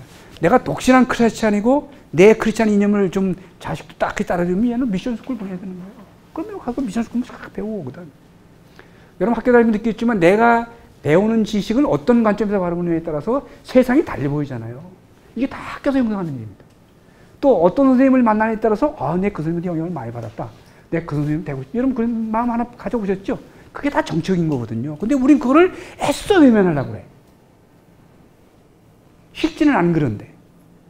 그러니까 우리도 학교 나름대로 지역의 커뮤니티가 지역 사람들이 우리는 우리 지역의 학교를 이렇게 좀 만들고 싶다. 이런 방향으로 가고 싶다. 이렇게 합의해서 정하면 그러면 따라가면 되거든요. 그거 할 때가 되지 않았냐. 그러려면 이거는 교육장 혼자서 할 일이 아니라 교장 혼자서 할 일이 아니라 이건 군수가 나서는 게 훨씬 더 효과적이다. 왜? 군수야말로 갈등 조정하는 사람이잖아요. 시장 군수 왜 뽑았어요? 군수는 군 레벨에서 갈등 조정하라고 뽑아놓은 사람이에요. 도지사, 너는 도 레벨에서는 갈등 조정하라는 거야. 너 권력 즐기는 사람이 아니고 대통령은 국가 레벨의 갈등을 해결하는 사람입니다. 저는 그렇게 생각해요. 그러니까 종전에는 힘으로 갈등을 해결했고 지금은 대통령은 내가 소통해서 해결하겠다. 그런 거 차이잖아요. 그러면 군 레벨에서 있을 수 있는 군의 발전을 위한 일, 이거는 내 군수가 하는 게 맞다. 그래서 많은 국가가 다 이렇게 하고 있어요. 그러니까 뭐 여러분들도 지역에서 혹시 지역의 발전을 고민하시면 이런 것들도 같이 결정해 주시면 좋겠다. 그러면 저는 양평군은 그래도 12만이면 양평군 걱정 안 해도 돼. 인구 어때? 늘어나는 추세인가요? 낮은 추세인가요? 잠정 늘어나고 있죠. 서울서 뭐 이렇게 별장 뭐 지름 많이 오시잖아요. 그렇죠. 그러시죠. 근데 그 이유는 양평군이라는 지리적 이점 때문에 좀 그렇다고요. 서울하고 일단 가까우니까. 그 서울서 매일 미세먼지 내내 있다가 그 주말에도 그렇게 입고 싶겠어요? 예? 그러니까 이제 이런 데 오는 거지. 그러니까 여러분들 산소세도 좀 받으시고, 뭐 통행세도 좀 받으시고, 예? 주최할 정도가 넘으면. 또 미리 받으시면 안 옵니다. 예? 그러니까 이제 이거 뭐 농담이지만은 이제 그게 여러분들 걱정하시는 문제거든요. 그러면 외부에서 오시는 이주민 또 토착민 간의 갈등도 생기고 지역 발전 모델 노고도 갈등이 생기고 뭐 여러 가지 생기잖아요. 네, 근데 그거를 어떻게 잘 슬기롭게 해결하시냐가 여러분들의 미래를 결정하는 문제다. 저는 이렇게 생각을 하고요. 자, 그 다음에 이제 우리나라 좀 얘기할까요? 자, 우리나라도 지방분권에 대한 관심은 좀 오래됐어요. 1999년도에 김대중 대통령이 관심을 가졌죠. 그래서 중앙행정권한 지방이양에 관한 특별법이라는 걸 만들어가지고 지방이양 추진회를 만들어서 이렇게 중앙사무를 지방으로 이렇게 많이 옮기려고 했어요. 근데 그때 되돌아서지 않았고요. 그 다음에 이제 작고하신 노무현 대통령 때 가장 혁신적으로 하려고 했었습니다. 그래서 정부의 지방분권위원회라는 위원회를 만들어가지고 했는데 그때 만들어진 그 작품이 두 가지가 남아있는데 그 중에 하나가 제주특별자치도라고 하고요. 그 다음에 지방분권하고 균형발전 차원에서 만든 도시가 있는데 그게 여러분 아시는 세종특별자치시라는 곳입니다. 아셨죠? 네. 제주특별자치도는 다른 도보다 4,600개의 권한이 더 많습니다. 어떤 권한도 있냐면 외국인 학교도 도지사가 재량으로 설치할 수 있어요. 외국인 학교도. 외국인 병원도 도지사 권한으로 설치할 수가 있습니다. 제주도 같은 경우에는. 그래서 여러분들 제주도 방문하시면 나올 때 면세점 들려보셨나요? 네. 면세점 설치할 수 있잖아요. 이게 4,600개 권한 안에 들어가 있습니다. 그러니까 다른 지역보다 도지사의 권한으로 할 수 있는 게 많아졌죠. 자, 그 다음에 아까 양평군이 유일하게 인구 증가 1위라고 했는데 시 중에서 인구 증가의 1위는 세종시입니다. 네. 행정 수도가 좀 돼가고 있잖아요. 그러니까 행정 수도도 다른 지역보다도 여러 가지 특례가 좀 있거든요. 그러니까 이런 것들이 지역 발전이 도움이 되는데, 그러니까 여러분들이 고민할 건 이렇습니다. 자, 지역 발전을 국가에게 맡기는데 내가 알아서 할래. 우리가 원하는 방향으로 갈래. 이런 겁니다. 자, 그래서 이제 그런 이제 선례들이 굉장히 많은데요. 자, 영국에 가시면 고도의 유명한 대학이 있는 두 개의 도시가 있습니다. 하나는 옥스포드라는 도시고요. 하나는 캠브리지라는 도시입니다. 들어보셨죠? 네. 옥스포드는 인구 한 25만 정도 되는 도시고요. 캠브리지는 인구 한 9만 정도 됩니다. 자, 그럼 옥스포드는 서북 쪽에서 런던으로 들어오는 길목에 있는 도시요. 옥스포드. 뭐가 연상이 되세요? 여러분 포드 자동차 있죠? 포드 자동차. 이 포드라는 거는 이렇게 낮은 개울을 의미합니다. 그러니까 옥스는 소잖아요. 그러니까 서북 쪽에서 소를 키워가지고 런던으로 소 팔러 오는 사람들이 머물던 동네입니다. 그게 옥스포드예요. 네, 그게 한 1300년 전에 대학 도시가 됐고요. 그로부터 한 70년 후에 옥스포드의 타락상에 불만을 갖고 일부 학자가 캠브리지 가서 만든 도시. 그게 캠브리지입니다. 캠은 강의 이름이거든요. 브릿지. 캠 강에 놓은 다리라는 뜻이에요. 그러니까 옥스포드도 강이 있겠죠. 그죠? 옥스포드. 캠 캠이라는 거예요. 자, 이 두 대학이 있는데 옥스포드는 왜 인구 25만이 됐냐? 예, 옥스포드 들어가시면 중앙로에 큰 길을 냈습니다. 큰 길을 내려면 어떻게 했겠어요? 1300년 전에 교통수단은 왜곤입니다. 오늘 마차. 그러면 마차 정도 되면 길이 한 요만큼 되겠죠. 자동차 하려면 길이 좀 넓어야 되잖아요. 그럼 1300년도에 길을 넓히려고 그러면 뭐 어떻게 해야 되겠어요? 옛날 건물을 부셔야 됩니다. 그래야 되겠죠. 자, 옥스포드 사람들은 지역 주민들이 찬성을 해서 길을 넓혔어요. 근데 캠브리지 주민들은 노했습니다. 왜? 아, 우리 걸어 다닌다. 제가 아까 사회적 비용 얘기했는데 길이 좁으니까요. 캠브리지 가서 자동차 하나 불법 주차하면 차가 안 돼도 못 다닙니다. 양쪽 다. 그러면 한번 여러분 1시간 정도 길에서 서보세요. 어떤 차가 불법 주차하나. 있겠어요? 없겠어요? 없습니다. 사회적 약속이거든. 자, 길을 넓히지 마라. 그 대신 우리 불법 주차하지 않겠다. 그리고 우리 이 시스템을 잘 유지하자. 자, 관광객 어디가 많겠어요? 지금 와서 보니까. 와, 지역 주민의 합의로 옛날 건물 안 부신 캠브리지는 연간 300에서 500만 정도 관광객이 옵니다. 가만히 있어도 돼. 알아서 와. 관광 홍보할 필요도 없어. 지역 발전이라는 게 아니죠. 옛날 모습 잘 유지하는 겁니다. 그러니까 거기 가서 이제 뉴 하우스, 올드 하우스, 새 집과 흔 집. 그럼 이제 집을 구하실 거 아니에요. 그럼 너 새 집 구하니, 흔 집 구하니? 그럼 새 집 구한다 그러면 새 집 100년. 새 집이라고 100 years old, 100년 된 집이. 헌 집? 몇 년 됐겠어요? 350년, 400년. 납득되세요? 새 집이 100년 된 거야. 헌 집이 한 350년 된 거예요. 근데도 난방이나 이런 단열 같은 건 떨어지지만 옛날 모습 그대로 유지하고 있는 거죠. 이게 주민들의 합의가 있기 때문에 가능해요. 그러니까 벽돌이 부서져도 벽돌 한 분 못 부셔요. 이렇게 사각형으로 싹 오려내고 새 벽돌을 넣는데 새 벽돌이 흔 벽돌 같아. 칼라가. 지키는 거죠. 지역 주민들. 그러니까 자기는 늘 걸어 다녀요. 그러니까 인구는 안 늘어납니다. 왜? 관광객만 오니까. 그래서 이게 길거리 가시면 우리 보도블록이라는 거 있잖아요. 옛날에는 그 돌로 깔았잖아요. 그러니까 한 400년, 500년 되니까 이 보도블록이 달아가지고 푹 파이니까 비만 오면 철벅철벅 합니다. 근데 아무 누구도 컴플레인 안 해요. 그 새 거로 싹 깔으라고 공무원한테 아무도 요구 안 해. 왜? 저기는 그게 역사예요, 히스토리. 그러니까 뭐 양평은 꼭 그렇지는 않겠지만 양평군의 10년, 20년, 50년 앞을 내다보고 우리가 어떻게 이 지역을 갖고 갈 거냐. 이건 중앙정부 절대 못 해줍니다. 할 능력도 안 돼. 왜? 언제 뭐 양평군에 대해서 알아봤나요? 기후가 어떤지, 어떤 지역에 있는 사람이 사는지 여러분들이 하셔야 됩니다. 지금 우리가 이 순간에 자치분권 하는 이유는 각 지역에 이거를 하라는 거거든. 네 지역에 뭐가 맞는지. 특히 저출산 고령화에 물리적으로 인구가 늘어나는 지역은 다행히 수도권 지역은 있을 수 있는데요. 강원도만 가도 물리적으로 일어나기는 굉장히 어렵다고 봐요. 자, 그러면 어떻게 되냐? 최소한도 유동인구라도 늘리자. 그건 가능하겠죠. 아침에 왔다 저녁에 돌아가든, 아침에 왔다 일발이고 돌아가든, 이거 유동인구라도 늘리자. 그러면 뭐가 답이겠어요? 관광밖에 없거든요. 유동인구 늘리려고 그러면. 그러면 관광하려면, 그치, 남이 흥미로워하는 거, 남이 재밌어 하는 거, 남이 못 봤던 걸 보여줘야 되거든요. 그러려면 여러분들이 지혜를 짜셔야 돼요. 그게 아마 우리가 자치분권을 이렇게 장기간에 걸쳐서 하는 프로그램이 아닐까 이렇게 생각하고요. 자치분권이 어느 정도 성취될 거냐 하는 건 우리가 어떻게 하느냐에 따라 달라지지 않겠나 싶어요. 우리 국민들 또는 뭐 특정 사람들이 좀 하나 된 목소리로 소리를 계속 유지하고 있으면 좀 될 거고요. 우리가 그냥 또 뭐 옛날 했듯이 그냥 늘 소리 나오면 좀 신경 쓰다가 아니면 잊어버리고 그러면 저는 또 비슷한 결과가 되지 않겠나. 왜 그러냐? 분권을 이렇게 원하는 분도 많이 있지만 분권하면 안 된다는 생각도 적지 않게 있습니다.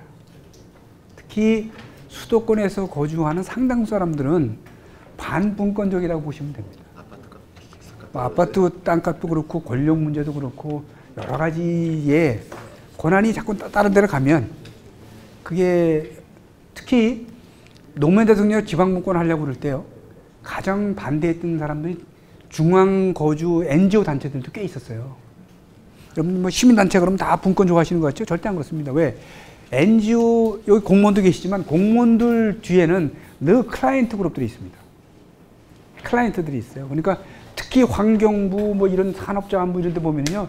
이게 다 중앙 권력에 관련된 클라이언트인데 이게 분권화되면 자기의 이익선을 다 끊는 거잖아요. 그러니까 이 사람 엄청 반대해요. 조직적으로 반대해. 근데 그 힘이 웬만한 지방연대를 다 능가합니다. 그러니까 대통령 혼자 모든 일을 하는 건 아니거든요. 대통령 하라고 지시해도요. 옛날 박정희 대통령 때는 탁 내가 오전에 9시에 지시하면 10시에 쫙 면사무소 직원들도 알아있었어요. 그 당시에는. 1시간 이내 전달이 딱 됩니다. 지금은 청와대 대통령이 뭐 하다고 얘기했는데 그게 저 밑에 오려면 어떤 거는 한 달 걸려도 안 오려고요. 어떤 건 6개월 걸려도 안 와요. 왜? 도지사가 이렇게 보고요. 그거 신경 쓰지 마라. 이런 것입니다. 이해되시죠? 도지사가 이렇게 보고, 그거 걱정하지 마. 국장한테. 그럼 국장도 안 보는 옛날에는 국장이 도지사보다 중앙정부 부처 공무원들이 더 무서워했어요. 근데 지금은 도지사가 더 무섭잖아요. 네, 도지사도 선출직 공무원이거든요. 너하고 나하고 정당이 다르고 뭐 다른데 내가 네 말에 뭐 신경 쓰냐 이거예요. 어떤 혹시 정치적 야망이 있는 도지사 같은 경우는 일부러 각을 세우려고 하지. 자기 높이려고 대통령하고 딱 견한다는 훗날 생각하고요. 그러니까 이게 좀 옛날하고는 다른 시스템이거든요. 그래서 우리 국민들이 정말 이게 국가 발전을 위해서 필요하다. 특히 여러분들의 지역이나 공동체를 유지할 때 정말 이러한 거는 우리가 정말 하는 게 낫겠다. 라고 딱 합의된 힘만 있으면 내가 또 그게 곧 힘이 될 수 있을 것 같아요. 근데 여러분들이 사시는 어떤 지역이라든지 아니면 양평군에 요게 꼭 우리가 해야 된다고 하는 합의가 이루어지는지는 잘 모르겠어요. 그러니까 우리 좀 뭐 촛불 집회까지는 안 가더라도 이렇게 늘 우리가 깨어 있음을 보여주면 저는 국회의원들도 그렇게 함부로 못하지 않겠나 싶은데 그래서 아마 저는 양평군도 이런 학교를 하는 게 깨어 있는 시민을 좀 양성하자는 그런 취지 아닐까요? 제가 보기에는 우리가 깨어 있지 않으면 어떤 사람이 어떻게 또 우리를 못 살게 할지 모르죠. 그런 의미에서 저는 생각하는 거예요. 저도 오늘 오면서 굉장히 멀리 왔다 이렇게 생각하는데 그래서 혹시 그러면서 여러분하고 저기 이렇게 좀 의견이 같이 하면 제가 온 보람이 있지 않겠나 싶습니다. 네. 자, 그러면 제 강연은 여기서 마치겠습니다. 여러분 고맙습니다.